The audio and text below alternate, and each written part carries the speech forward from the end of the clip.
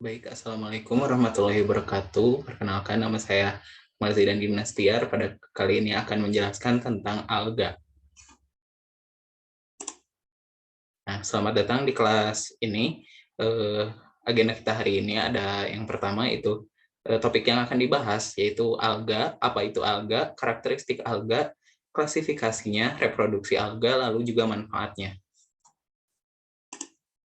Yang pertama, apa itu alga? Alga merupakan tumbuhan talus atau talopita yang memiliki klorofil, sehingga dapat melakukan fotosintesis dan bersifat autotrof.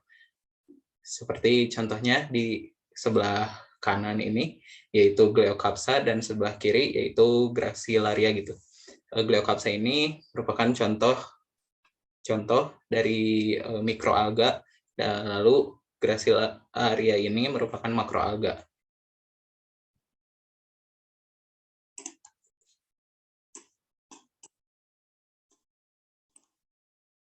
Lalu karakteristik alga yang pertama itu eukariot atau prokariot, hidup di perairan atau tempat yang lembab, talus, uniseluler atau ada juga yang multiseluler, memiliki klorofil, cara hidupnya berkoloni atau soliter, reproduksinya secara seksual dan juga aseksual, berpigmen sesuai jenisnya, lalu ada juga fotosintesis dengan mengasimilasikan air dan nutrisi langsung dari lingkungan.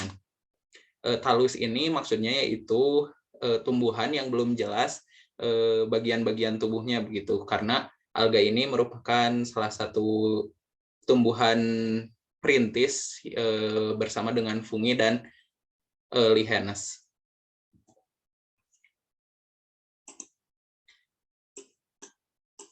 Lalu reproduksi alga sendiri bereproduksi secara aseksual. Contohnya yaitu pembelahan sel yang menghasilkan dua sel anakan, masing-masing menjadi individu baru. Proses ini biasanya terjadi pada alga uniseluler. Lalu ada juga yang reproduksinya secara fragmentasi, yaitu pecahnya koloni menjadi beberapa bagian. Pembentukan zoospor, yaitu sel tunggal yang diselubungi selaput dan bisa bergerak atau berenang bebas menggunakan satu atau dua flagelnya. Zoospora merupakan calon individu baru. Lalu reproduksi alga secara seksual, ada isogami, yaitu peluburan gamet jantan dan betina yang berukuran sama. Jika terjadi peluburan gamet, zigot akan mengalami dormansi yang disebut zigospora. Lalu ada juga oogami, yaitu gamet-gamet yang ukurannya bervariasi. Gamet betina atau telur tidak bergerak dan ukurannya lebih besar dari gamet jantan. Sedangkan gamet jantan dapat bergerak. Saat terjadi fertilisasi makan akan dibentuk zigot yang kemudian mengalami dormansi yang disebut oospora. Klasifikasi alga. Alga diklasifikasikan diantaranya berdasarkan kandungan pigmen yang dominannya, zat cadangan makanan yang terkandung, struktur inti selnya, dan dinding selnya. Nah, alga sendiri dibagi menjadi 7 gitu. Ada cyanophyta, euglenophyta, chlorophyta, chrysophyta, pyrophyta, phaeophyta, dan rhodophyta.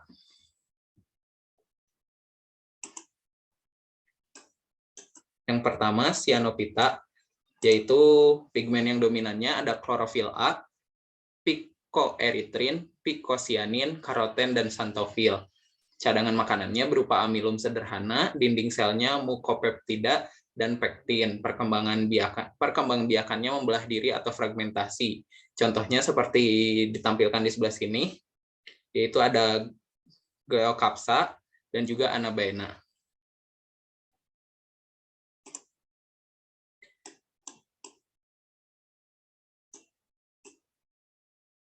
Lalu yang kedua ada Euglenophyta, yaitu pigmennya berupa klorofil A dan B, karoten, dan juga xanthofil. Lalu cadangan makanannya berupa amilum, dinding selnya periplastik atau selaput plasma, perkembangbiakannya membelah diri atau fragmentasi. Contohnya seperti di sebelah sini ada Euglena viridis dan di bawah ada Astasia sp. Lalu yang ketiga ini ada chlorophyta. Pigmen dominannya yaitu tentu saja klorofil A dan B, karoten, dan juga xanthophyll. Cadangan makanannya amilum sederhana, dinding selnya berupa selulosa dan pektin. Perkembangbiakannya membelah diri, fragmentasi, konjugasi, dan juga oogami. Contohnya ya seperti terlihat di sebelah saya, yaitu Spirogyra dan juga Ulvalactuca. Lalu yang selanjutnya itu Chrysophyta. Pigmen dominannya klorofil A dan C, karoten, dan juga xanthophyll. Cadangan makanannya berupa leukosin dan minyak. Dinding selnya selulosa dan pektin. Perkembangbiakannya membelah diri, konjugasi, zigospora, atau juga zoospora. Chrysophyta ini merupakan bakteri yang dapat jadi indikator adanya minyak bumi di lautan. Lalu yang selanjutnya Pyrophyta, yaitu pigmen dominannya klorofil A dan C, karoten, dan juga xanthophyll. Cadangan makanannya berupa amilum sederhana, dinding selnya berupa selulosa, dan perkembangbiakannya membelah diri. Contohnya Karenia brevis dan juga Gambierdiscus toxicus. Pyrophyta ini memiliki kemampuan yaitu untuk berpendar gitu, dapat bercahaya yang biasa disebut bioluminescence. Lalu yang terakhir ada Rhodophyta, pigmen dominannya klorofil A dan D, karoten, xanthophyll, picoerectin, erythrin, picocyanin, dan juga cadangan makanannya berupa bahan agar-agar, dinding selnya berupa selulosa, perkembangbiakannya ada yang aplanospora, fragmentasi, dan cukup maju ya perkembangbiakan seksualnya itu pembuahan sel telur dalam carpogonium oleh spermatium. Contohnya ini ada Corallina officinalis dan juga Chondrus crispus.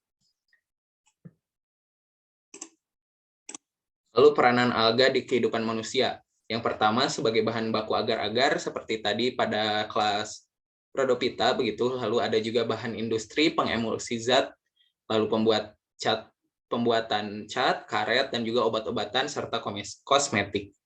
Lalu ada asam kersik pada diatoma berguna untuk pembuatan pasta gigi. Lalu ada juga sebagai fitoplankton. Organisme alga ini merupakan organisme tingkat rendah begitu yang mampu berfotosintesis sehingga berguna sebagai produsen dalam ekosistem. Lalu ada juga bahan kultur laboratorium yang biasanya digunakan sebagai medium tempat perkembangbiakan bakteri dan jamur untuk mendapatkan antibiotik. Mungkin sekian dari saya. Mohon maaf apabila ada kekurangan. Wabillahi taufiq wal hidayah. Wassalamualaikum warahmatullahi wabarakatuh.